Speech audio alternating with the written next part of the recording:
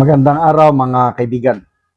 Bigyan natin ng reaction, opinion itong video posted by Real Enlightenment, interview ng SMNI kay Mr. Lito Banayo, isang respetado na political strategist. Tinanong, sa Huwebes ang Blue Ribbon, delikado, Lunes, Martes, Merkules.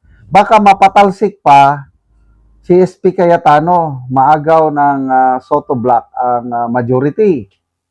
So may mangyaring kudita ba ngayon hanggang Miyerkules para mapigilan ang Blue Ribbon hearing ni Senator Marcoleta? Pakinggan natin ang prediction ni Mr. Banayo. Sabi niya, no more. Wala na silang pag-asang makuha ang Senate leadership. Kung flood control probe, meron pa tayong Lunes, Martes, Miyerkules, marami pa pong mangyayari. Posibilidad na magkapalitan na naman ng Senate President o ng liderato ng Kamara ng Senado sa Lunes, palagay ko'y malabo nang mangyari yan. Malabo. Kung paano, they, because of their actuations, yung new minority, because of their actuations, lalong pinanindigan na ng mga miyembro ng new majority yung kanilang yung kanilang stand, no? Tikisa na ito kaya yan ang nangyayari. Palagay ko tuloy yung June 4 na Blue Ribbon Committee hearing at sana panawagan ito ng palagay ko halos lahat ng ating mga kababayan, panawagan na tawagin na yung 18 mga dating sundalo, yung mga retirado o resigned na sundalo na pilit na pinagtatakpan ng NBI, ng Senado nung nakaraan. No? Ayaw nilang marinig ang salaysay ng mga ito patungkol doon sa mga libo-libong maleta na puno ng pera, ng bilyon-bilyong pera. No? Yun ang hinihintay ng taong bayan. Dahil sa mga pinaggagawa nitong minority senators, yung mga pag-walk out nila, yung pagbalandra nila, kuminsan pati yung mga masasakit na salitang pinagsasasabi nila kontra sa new majority, nagkatikisa na, no? Dati, si Senator Pia Cayetano ang elected na chairperson. She is still the chairperson. Pero ngayon, gumawa ng subcommittee specifically for the flood control scandal. At ang mamumuno dyan ay si Senador Rodante Marcoleta, na alam naman natin, allergic ang palasyo at allergic ang mga korap, no? Yung mga saksakan ng sakim dito sa ating pamahalaan. Pag si Rodante Marcoleta na ang nag-chairman ng subcommittee na yan. No? So, kung siguro, kung hindi ganyan ang minoriya, no? Yung 11 at hindi sila ganyan wika nga, yung pinakikita nilang asal ay hindi masyadong kontraryan, masyadong kinukundina yung new majority, hindi siguro umabot sa ganyan. So ang nangyari ngayon ay mas mabigat ang magiging taga-usig ng flood control scandal. Huwebes pa yung Yun. So, malabo na daw na makuha na ni Soto, makuha ng SB11 ang liderato dahil sa pinaggagawa nitong minority. And I agree. Masyadong garapalan brusko o ginamitan talaga ng puwersa, pananakot, lahat. At dahil sa puwersahang garapalang pamamaraan nitong minority na halos wala na akong nakikitang majority senators na pwedeng lumipat. Ang pinaka deciding point yung pinakasukdulan na itong ginawa nila kay Senator Jingo Estrada.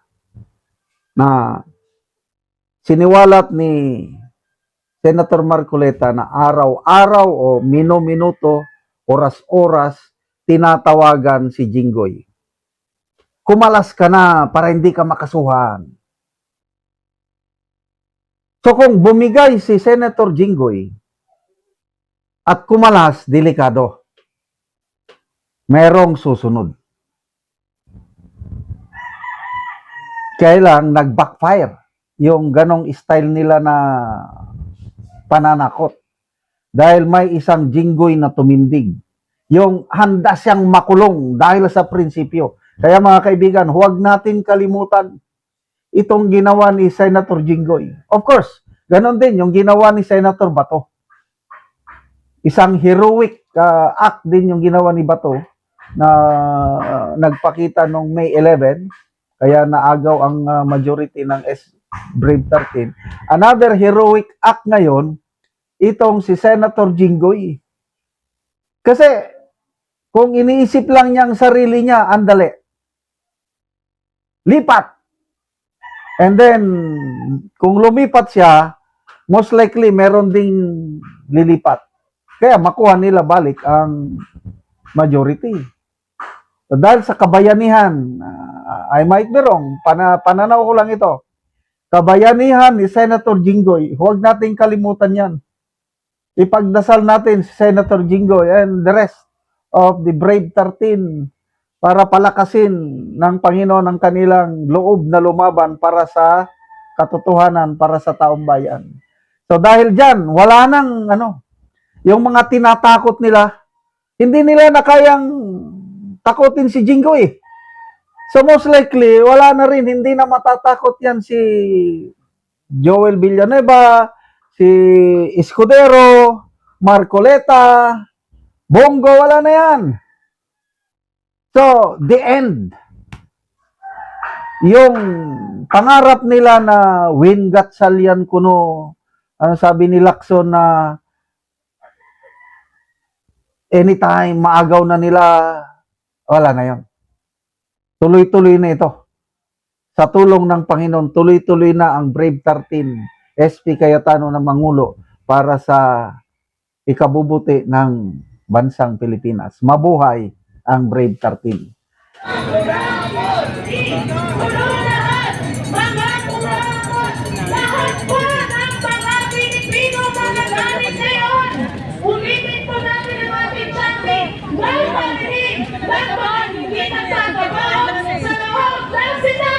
Ang ating panawagan sa Duterte,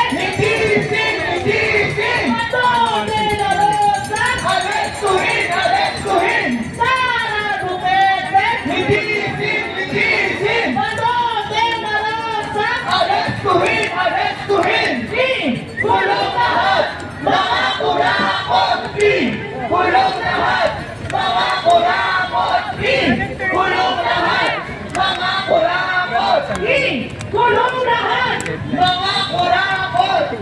Ngayon po ay patuloy tayong magbibigay ng isang mensahe at tinatawagan ko po ngayon dito sa entablado ang Pangulo ng Mamamayang National Party List. Palakpakan po natin, former Congressman Eddie Baguilan.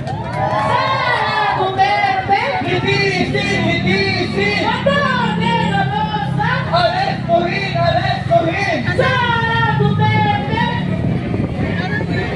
Bato de la Rosa. Magandang hapon po sa ating lahat. Alin, nagayuani, alam po maraming mga ilabato sa Pilipinas. Pagkakabay ko ngayon. Hindi po ako sisigaw, pagpatuloy ko muna ng konti. Kakanta na lang muna ako sa kwento. Kantayin ko, paborito kong kanta ng katutubo. Dahil nga maraming mga Ilocano, mga pamilya, mga kapulisan. Ite, kahong pa